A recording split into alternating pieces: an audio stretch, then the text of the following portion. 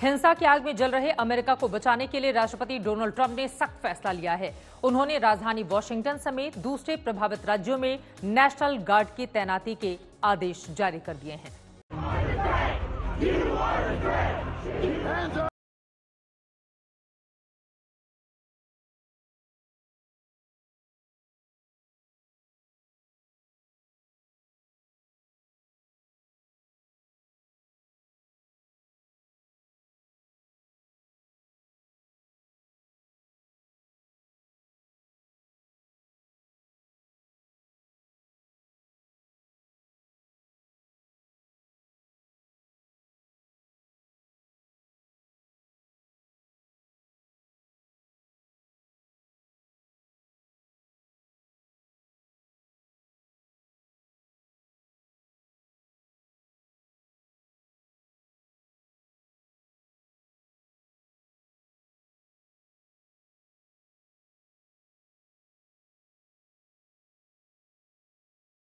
कल भी white house के बाहर इसी तरह का उग्र प्रदर्शन हुआ था और राष्ट्रपति डोनाल्ड ट्रंप को बंकर में शरण लेनी पड़ी थी।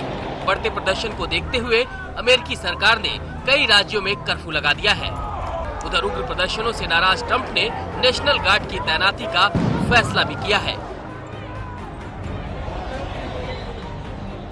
All Americans were rightly sickened and revolted by the brutal death of George Floyd.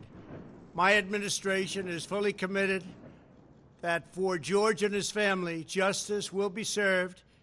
He will not have died in vain. But we cannot allow the righteous cries and peaceful protesters to be drowned out by an angry mob. The biggest victims of the rioting are peace-loving citizens in our poorest communities. And as their president, I will fight to keep them safe. I will fight to protect you. I am your president of law and order and an ally of all peaceful protesters. Trump ने इस फैसले के बाद white house के बाहर उस church का दौरा भी किया जिसको प्रदर्शनकारियों ने नुकसान पहुंचाया था। कड़ी सुरक्षा के बीच ट्रंप ने चर्च का दौरा किया। इस दौरान ट्रंप हाथ में बाइबिल भी लिए हुए थे। हम आपको बता दें कि 25 मई को मिनेसोटा में अश्वेत जॉर्ज फ्लॉयड की पुलिस हिरासत में मौत हुई थी। महज $20 के जाली नोट के आरोप में जॉर्ज को पकड़ा गया था और एक पुलिस वाले ने उसे जमीन पर गिराकर उसकी गर्दन को पांव से तब तक दबाए रखा जब तक उसकी मौत नहीं हो गई। इसी घटना से अमेरिका में भारी उबाल है। न सिर्फ अश्वेत समुदाय के लोग बल्कि श्वेत भी इसे लेकर सड़कों पर हैं। आज तक ब्यूरो। पुलिस कस्टडी में हुई अश्वेत नागरिक जॉर्ज फ्लॉयड की मौत से पूरा अमेरिका नाराज है और सड़कों पर उनकी नाराजगी का असर भी दिख रहा है। अमेरिका के कई राज्यों में प्रदर्शनकारी जमकर तोड़फोड़ और आगजनी कर रहे हैं। इस बीच अमेरिका के मायामी से पुलिस की तस्वीरें सामने आई हैं।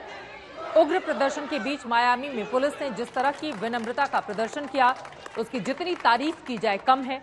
दरअसल मायामी में प्रदर्शन हो रहे थे। इसी बीच पुलिस ने प्रदर्शनकारियों के सामने घुटने टेक दिए और काफी देर तक पुलिस घुटनों के बल बैठी रही। पुलिस ने घुटनों के बल बैठकर लोगों से अश्वेत की मौत के लिए माफी मांगी। इस दौरान पुलिस ने अपना सिर भी झुकाकर रखा हुआ था। पुलिसकर्मियों और प्रदर्शनकारियों के बीच की ये तस्वीरें आपके सामने है।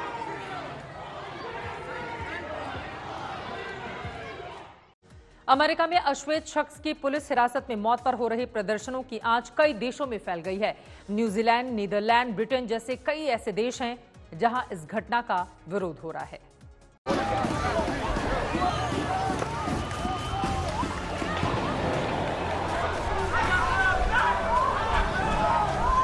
पुलिस कस्टडी में अश्वेत शख्स जॉर्ज फ्लॉयड की मौत के बाद यूं तो पूरा अमेरिका जल रहा है, लेकिन इसकी आंच दुनिया के बाकी हिस्सों में भी साफ तौर पर देखी जा सकती है।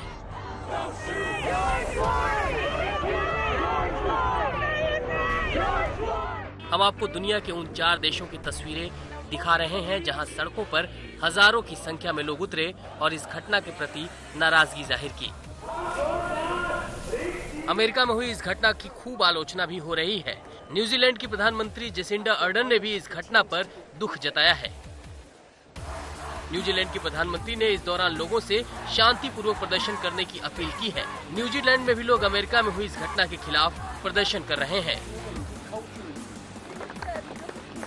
तो वहीं ग्रीस में भी अमेरिका में हुई इस घटना के खिलाफ लोग सड़कों पर उतरे और बैनर पोस्टर के जरिए अपना विरोध दर्ज कराया।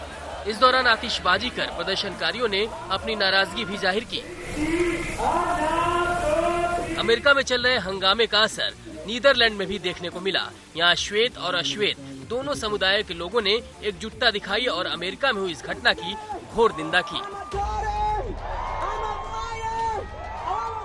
इससे पहले लंदन में हजारों की संख्या में लोग इस रैली में शामिल हुए और इस दौरान ब्लैक लाइव्स मैटर के नारे भी लगाते नजर आए। विरोध प्रदर्शन की ये रैली डाउनिंग स्ट्रीट से होते हुए संसद भवन और फिर अमेरिकी दूतावास तक पहुंची और इस दौरान लोगों के चेहरों पर इस घटना के प्रति नाराजगी साफ तौर पर देखी जा सकती थी। दरअसल 25 मई को मिनेसोटा में अश्वेत जॉर्ज फ्लॉयड की पुलिस हिरासत में मौत हो गई थी, जिसके बाद से ही पूरे अमेरिका समेत दुनिया के दूसरे हिस्सों में इस घटना के प्रति लोगों में नाराजगी है। वो आरोपी पुलिस वालों के खिलाफ सख्त कार्रवाई की मांग कर रहे हैं। आज तक ब्यूरो। चीन को विश्व स्वास्थ्य संगठन का कठपुतली बताकर अमेरिकी राष्ट्रपति डोनाल्ड ट्रंप ने डब्ल्यूएचओ से दूरी बना ली है, लेकिन डब्ल्यूएचओ अमेरिका से दूरी नहीं बनाना चाहता। यही वजह है कि वर्ल्ड हेल्थ ऑर्गेनाइजेशन के महानिदेशक टेड्रोस अधानोम घेब्रेयेसस को अब भी इस बात की उम्मीद है कि अमेरिका विश्व स्वास्थ्य संगठन का सहयोग जारी रखेगा। उन्होंने कहा कि दुनिया को अमेरिका के लोगों और यहां की सरकार के साथ मजबूत सहयोग और योगदान से बहुत फायदा मिला है। उनका ऑर्गेनाइजेशन उम्मीद करता है कि अमेरिका के साथ सहयोग बना रहेगा। इसकी वजह से पूरी दुनिया में पब्लिक हेल्थ में बड़ा बदलाव आया है। एक तरफ जहां कोरोना से पूरी दुनिया जंग लड़ रही है, वहीं दूसरी तरफ इबोला वायरस ने कांगो में दस्तक दे दी है। कांगो में इसके 6 नए मामले सामने आए हैं, जिनमें 4 लोगों की मौत हो चुकी है। इबोला के नए मामले आने पर पूरे कांगो में हड़कंप है। ये सभी मामले पश्चिमी शहर मबडांका से सामने आए हैं। साल 2018 के बाद ये दूसरी बार है जब कांगो में इबोला वायरस के नए मामले सामने आए हों। डब्ल्यूएचओ के महानिदेशक टेड्रोस ने कहा है कि कांगो के स्वास्थ्य मंत्रालय ने इबोला वायरस के मामलों की जानकारी दी है। हालांकि जिस शहर में इबोला वायरस के मामले सामने आए हैं, वहां कोरोना वायरस का अब तक कोई मामला सामने नहीं आया है। उन्होंने कहा कि कोरोना और इबोला का आपस में कोई संबंध नहीं है। वुहान में कोरोना के नए मामले सामने आने के बाद सरकार ने पूरे वुहान की कोरोना टेस्ट कराने का बीड़ा उठाया था और 2 हफ्तों के भीतर ही 1 करोड़ लोगों की कोरोना जांच हो चुकी है, जिनमें केवल करीब 300 ही ऐसे लोगों की पहचान हुई है जो कोरोना से संक्रमित हैं। हालांकि अभी 10 लाख और लोगों की कोरोना जांच होनी बाकी है।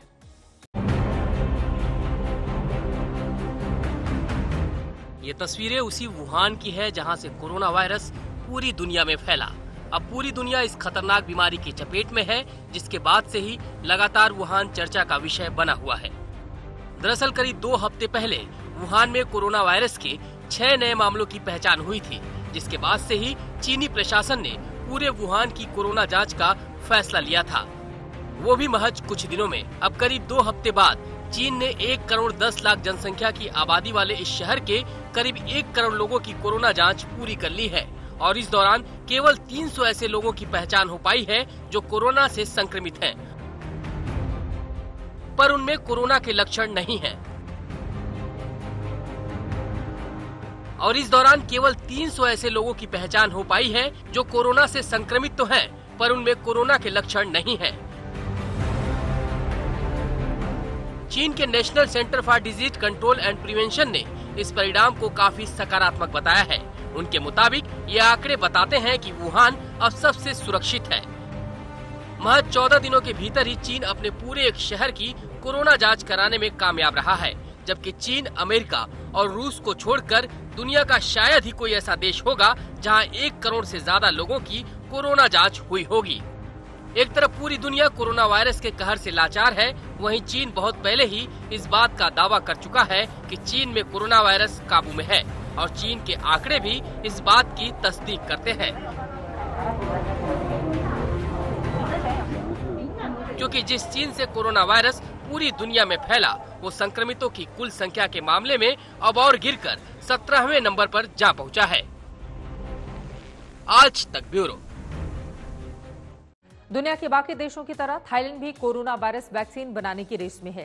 एक स्थानीय कंपनी बायोनेट एशिया सरकार के और देश के बड़े विश्वविद्यालयों के साथ मिलकर काम कर रही है। कंपनी ने बंदरों पर वैक्सीन ट्रायल पिछले महीने ही शुरू कर दिया था, जिसके नतीजे काफी अच्छे आए हैं। अब कंपनी ने सरकार से वैक्सीन का ह्यूमन ट्रायल करने की मंजूरी मांगी है। कंपनी के सीईओ ने भरोसा दिया है कि अगले साल तक वैक्सीन हर किसी के लिए मौजूद होगा।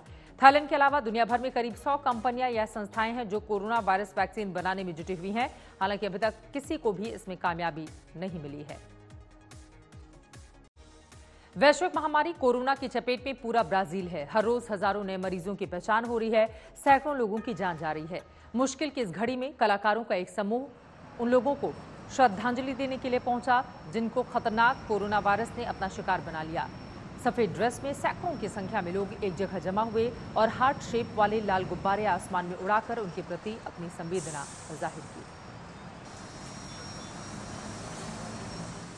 थाईलैंड में कोरोना वायरस काबू में है, इसीलिए वहां तेजी से हालात सामान्य हो रहे हैं। लगभग सभी सार्वजनिक जगहों को खोल दिया गया है। इस बीच थाईलैंड के अयुथैया में मौजूद प्राचीन चिवत्थानम के मंदिर में फिर से रौनक लौट आई है। प्रतिबंधों में मिली छूट के बाद फिर से यहां लोगों की मौजूदगी देखी जा सकती है। ज्यादातर पर्यटक युवतियां इस मंदिर में फोटोशूट कराने आती हैं।